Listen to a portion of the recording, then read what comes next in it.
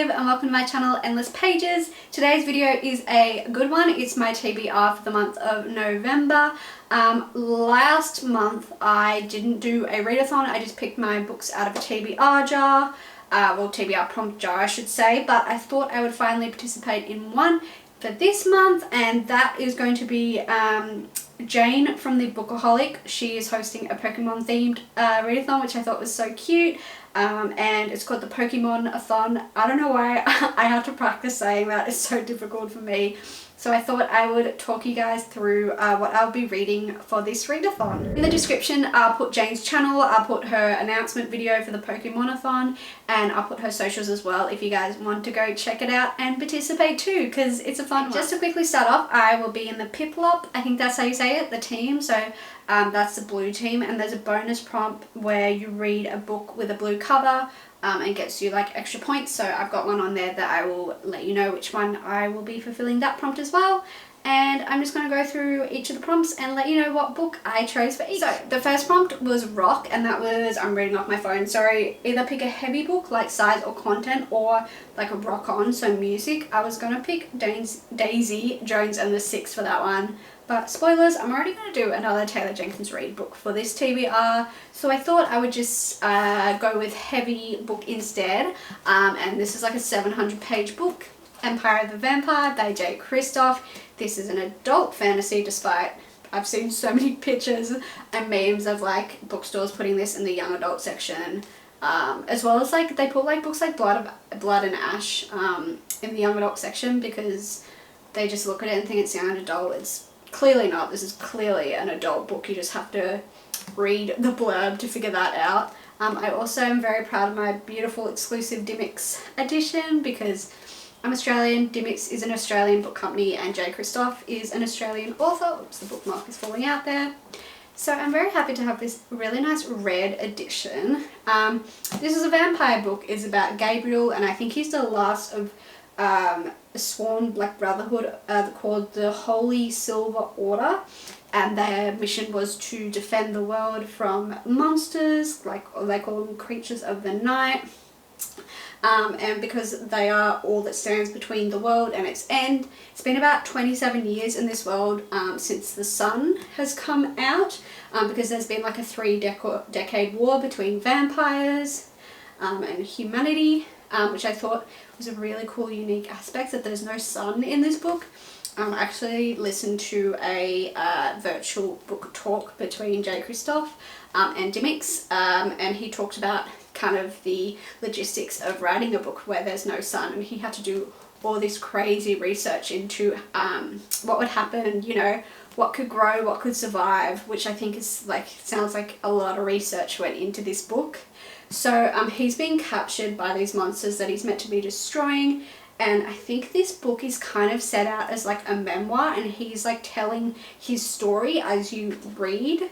And there's also these like lovely gorgeous illustrations throughout as well, and also in the author talk I heard the illustrator is another Australian girl who we discovered because I think she did fan art for Nevernight, so they worked together collaboratively for her to put beautiful illustrations throughout this. So all in all, I'm very excited. I heard it's very typical J. Kristoff, like destroy you kind of read, which I'm kind of up for. I haven't had a book that's destroyed me in a while, so I'm up for the challenge. Next up we have grass, and the two TBR themes for this are either pick a light book, again in like weight or topic, and then the other option is flowers / nature on the cover. Again, I love these prompts, they're just so easy to fit. I decided to go with light book, so light in size, and I guess this might be light in content as well, I'm not sure. And that is Nick and Charlie by Alice Oseman. I've heard so many people say it differently. I think I've said on this channel before that I am a huge fan of the Heartstopper graphic novel series, and I believe this is the origins of Nick and Charlie. Tell me if I'm wrong, but I believe like this is one of her first writings about the characters. It's slightly different to the newer series, Nick and Charlie are a perfect couple and they're inseparable, but Nick is now leaving for university and Charlie will be left behind at sixth form.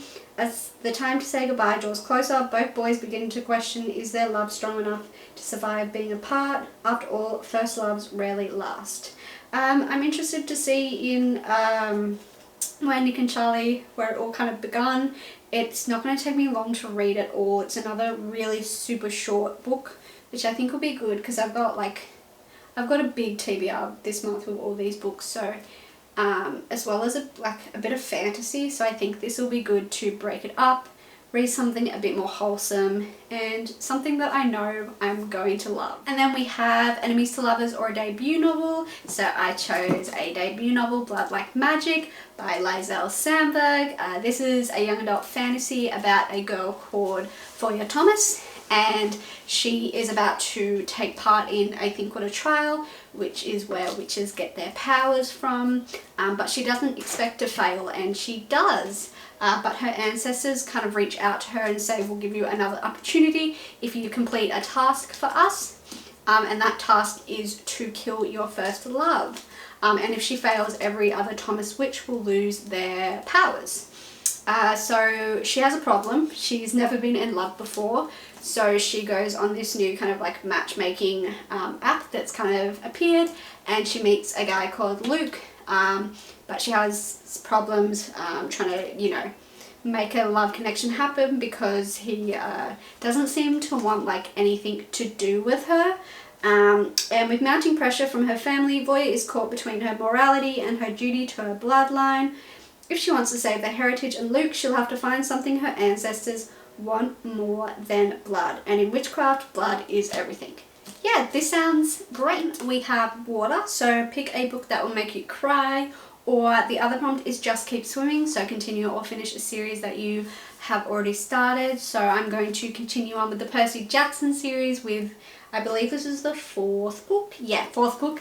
The Percy Jackson and the Battle of Labyrinth by Rick Riordan.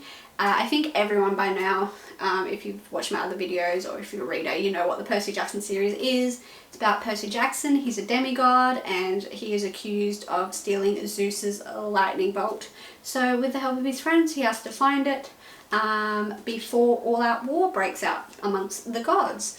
So this is a fun and easy series. It's middle grade, so I find it super easy to go through. I always have such a fun time reading it, and I'm going to say this every time, I really wish I had read this when I was younger. I think I really would have appreciated it and really loved it, but I was like one of those girls. I was like, that's a boy's book to read. I know now that's absolutely ridiculous, like gendering books, but I'm still enjoying it as an adult and I can't wait to continue on with the series. Then we have Ghost, so pick a paranormal or a supernatural book, or a book that you've ghosted, so a book that you've previously DNF'd, do not finish.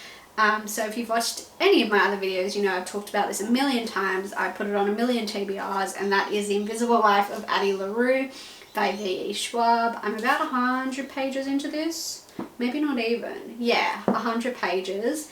This is a historical fiction, I believe. It's young adult. I'm not 100% sure. I think it is, yeah.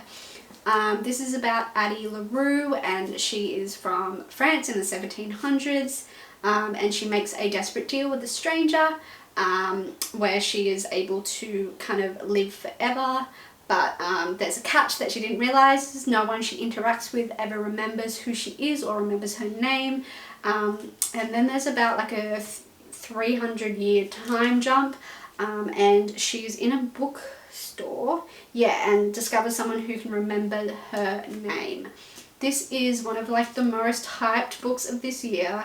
I do want to finish it because the 100 pages I've read, the writing is fantastic, and you can't expect anything less from V.E. Schwab, but it's just slow, so I hope maybe the slower pace will be okay, because I've got so much reading and so much fantasy that this might be good to break it up, and I just want to get it over and done with and finish it, because I want to see if I just really think it's a slow start or if it picks up. So yeah, this month, I'm telling you, this is the month that I'm going to finish this book. So for Steele, pick either a book by an author you love, or Steal Your Heart, a 5-star prediction. So I went with author you love, and that is Taylor Jenkins Reid, because I read The 7 Husbands of Evelyn Hugo earlier this year and fell in love with her writing. So I'm going to read her latest book, Malibu Rising, which came out earlier this year, can't remember when.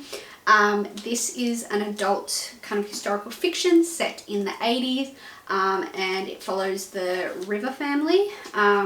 So the father, Mick River, who makes an appearance in Evelyn Hugo, is a really famous singer, and it's there's an annual party that his daughter Nina holds.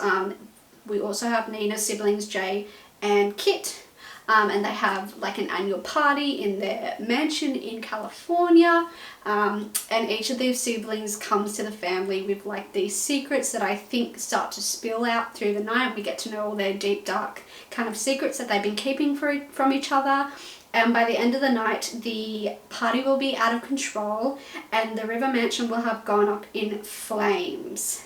So yeah, Malibu Rising is a story about one unforgettable night in the life of a family. The night they each have to choose what will they keep from the people who made them and what would they leave behind. So I love Taylor Jenkins Reid writing in Evelyn Hugo, and this sounds just as fun. And my goal is to read every single book that Taylor Jenkins Reid has ever written, because I know, I can't remember the title, but one of her books is being made into a film with like Simu Liu in it as well, and oh, what's her name from Hamilton? Oh, that's gonna annoy me. Okay, yeah, it's her book One True Loves. Yeah, starring Philippa Sue and Simu Liu. Philippa obviously is from Hamilton and Simu is from Shang-Chi, the new Marvel film. So 2 amazing actors.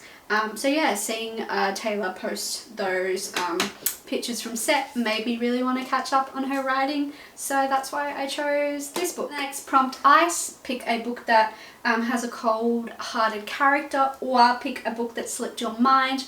I actually talk about this book in an upcoming video, I think. I don't know when that's coming out, but that is The Final Empire, which is the first book in the Mistborn series by Brandon Sanderson. This is a fantasy. I don't know much about it, so I'm going to pick from the blurb. So it is about the Scar, and for 1,000 years they have lived enslaved in misery and lived in fear. And for that 1,000 years the Lord Ruler has reigned with absolute power and ultimate terror, and every attempt of revolt has failed miserably, but there is hope. There is an uprising being planned by a criminal mastermind and a Scar street urchin, and this street urchin must learn to master alchemancy, the power of a Mistborn. That I love any book with like a revolt or an uprising. As soon as you say those 2 words, I pick up the book. It's like an instant buy for me. So, and Brandon Sanderson, you know, is incredibly well known, and I really want to jump into his writing. I hope this is the best way to do it, but I know this is his one of his very popular series. Next up, we have Electric. So pick an ebook or an audiobook, or Struck by Lightning, an impulse buy. For this one, I'm going to go with a audiobook. And there's a reason that I'm picking this as an audiobook. I don't usually do audiobooks, but a lot of people, you would know that the new Dune movie is coming out. I know it's already out in the US. It's not out here in Australia yet, of course. So I've been seeing so many nightmare TikToks about people saying how it's horrible to get through. It's just like no one understands what's going on, and it's like really high fantasy. Which really scares me. So I thought if I listened to the audiobook, that it might make it a little bit less of a painful experience for me. Don't ask me to explain the plot because I don't know the plot. It's fantasy, I think. High fantasy? I don't know. So that's going to be my final book for the month. So that's a very ambitious TBR. I don't know if I'll get through them all. Hopefully I will. Hopefully some of my assignments will be over by then, so I'll have a bit more time for actual reading.